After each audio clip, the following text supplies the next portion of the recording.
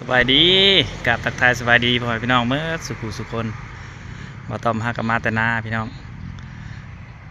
เดี๋ยวไปเบิ่งน้ำกันพี่น้องสาวสุกเพิ่นให้พี่น้องเพิ่นถามบ่ต้อมว่าใส่ดอกไม้บ่ต้อมว่าบ่ได้ซื้อ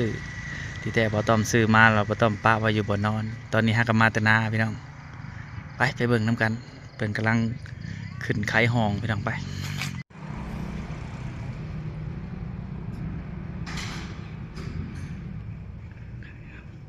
เบิ่งน้ำกันบ่ต้อม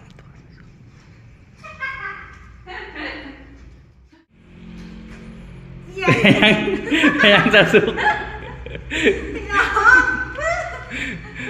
เกียดแต่เกียดมาพี่น้องอยู่หน้าเห็นซาตุเกียวได้ดอกไม้เห็นหน้ายุ่งอยู่พี่น้องหน้าบูดจะมาต้อมอีกพี่น้องตกใจขนาดเพราะว่าเนี่ยเพราะว่าเห็นมันเป็นสอแดงๆแต่ว่ามันคว่ำลงแบบนี้สุดเห็นนะคว่ำลงมันยักษ์สอแดงๆมันไฟมันมืดเนาะเมื่อกี้เนาะสุกยังไม่ได้เปิดไฟสุกเลยย่างไปจับเบิ่งหมดอ้าวดอกไหนได้งามจับเอามาไว้ได้งามอยู่บ่งามก็สีชมพูพี่น้องโอ้ยไม่สีชมพูไม่ซาซุกได้แล้วพี่น้องเปิดหายเงินได้ดิเงินส้มหมายเปิดหายเงินซาซุกพี่น้อง14 กุมภาพี่น้องบ่คิดว่าสิได้มื้อนี้หาซาซุกหน้าบูดเบิดมื้ออะไรเนี่ยเฮ็ดหน้าบูดออกหน้ากันหน้ายุ่งอยู่พี่น้องบ่ต้องตัวเพิ่นว่าบ่ต้องบ่ได้ให้จะเพิ่นรักเอามาไว้ตอนไหนบ่ต้องมาบ่ต้องซื้อแต่มาพูดพี่น้องบ่ต้องซื้อแล้วบ่ต้องแดกไอ้ทุกอย่างดำบ่ว่าอยู่ซาซุกอันเห็นทุกอย่างดำอ่ะแฟนทุกอย่างดำยอมปะนี่ว่าซั่นซาซุกก็จับเข้าไปไว้อยู่แจบ่ฮู้แต่เพิ่นใส่ดอกไม้นี่มั้ยไปซื้อน้ำแม่ไปซื้อน้ำแม่ค่าเขาว่าอ้าวเจ้าใส่มือเอาบ่ต้องขี่รถจักรไปนี่เอาใส่ทุกอย่างดำนี่ว่ะเอาเขาว่ามันมุนหมดแล้วเขาว่าบ่มุนก็อย่าเมื่อเขาสิจัดเองเขาว่าถ้าเจ้าใส่เจ้าบ่ทุกอย่างดำเจ้ามาเองคอยเอามาเองทุกอย่างดำก็เอากระเทือนเอาพางคักขนาดเอาทุกอย่างดำมาเองเขาใส่บ่หลุดไปโอ้ยพี่น้องได้แล้วขอเราจะถ่ายดีใจดิได้คือการสะสุกก็ได้พี่น้องเพิ่นเห็นเฟซเลื่อนเต็มเฟซเพิ่นหน้ายุ่งอยู่หมู่เพิ่นเอาลงได้แล้วขอเราจะถ่ายขอบใจหลายเด้อได้แล้วพี่น้องได้แล้วประมาณนี้เลยพี่น้องตัวเกี่ยวก็ได้นะขวัญไปเดินถ่ายส่งน้องหงไปเพิ่นก็ให้กับให้แม่หวานะเสือสู้กันเฮาบ่ได้เสือสู้เห็ดตาเขียวใส่บ่ต้อมอยู่พี่น้องบ่ได้ดอกไม้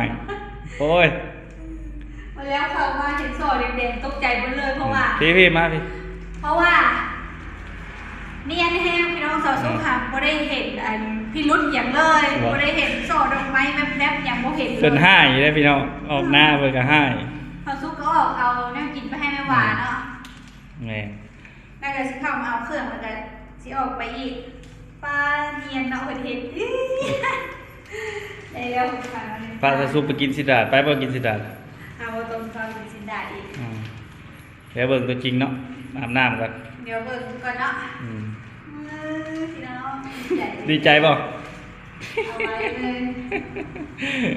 เพราะว่าเมื่อนี้เลื่อนไปทางไหนนะเฮ้แต่คนใดอันสองดอกไม้เนาะในจังหวัดมาเล่นไทยไปเนาะบ่ต้องกระส่วนเพิ่นมาอยู่ได้พี่น้องไปหน้าไปจนค่ำไปจนค่ำว่ะเป็นก็ให้บ่ได้โอ้ยเพิ่นว่าเพิ่นให้บ่ได้ดอกไม้พี่น้องแต่บ่ต้องปาดอกไม้ไว้อยู่บ่นอนบ่ต้องว่าเพิ่นคลายประตูเข้าไปสิเห็นเนาะดอกไม้มีสีอะไรไหมสีบัวมีสีบัววะสีบัวอะไรงามเสือสีแดงบ่เห็น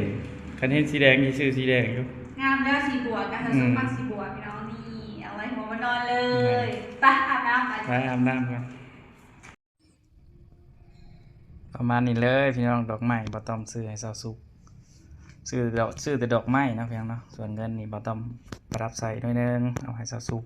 เป็นของขวัญวันวาเลนไทน์บ่ต้องกับบ่มีหยังให้มีแต่ดอกไม้นะพี่น้องเนาะ14 กุมภาพันธ์วันวาเลนไทน์เพิ่นเครียดเพิ่นบ่ได้พี่น้องหน้าบูดอยู่ที่แท้บ่ต้องป้าไว้หาอยู่บ่นอนสำหรับคลิปนี้ก็ประมาณนี้เลยพี่น้องเนาะเดี๋ยวขอตัวไปอาบน้ำก่อนจังไดก็ฝากพ่อพี่น้องกดไลค์กดแชร์กดติดตามเพื่อเป็นกำลังใจให้บ่ต้องมีคลิปต่อไป สำหรับคลิปนี้เขากล่าวคำว่าสบายดี